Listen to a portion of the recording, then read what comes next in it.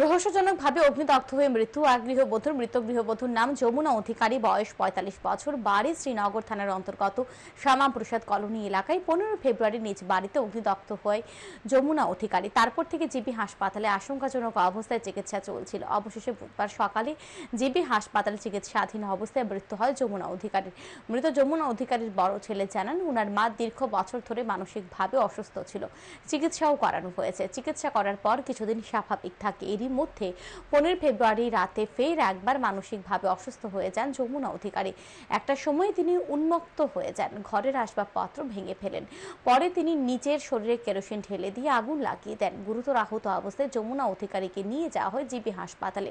GB হাসপাতালে চিকিৎসাধীন অবস্থায় বুধবার সকালে মৃত্যু হয় যমুনা অধিকারীর। পরে ময়না তদন্ত শেষে মৃতদেহ পরিবারের লোকজনদের হাতে তুলে দেওয়া হয়।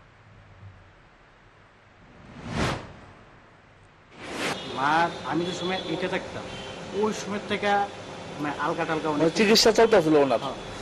আগুন লাগাইছে কবে? আগুন লাগাইছে তো যেদিনকে ডাক্তার কবে? এটা 14 তারিখ রাত্রেবেলা, 14 তারিখ রাত্রেবেলা একটা শুরু গেছি আমরা 15 তারিখ 15 তারিখে রাত্রেবেলা।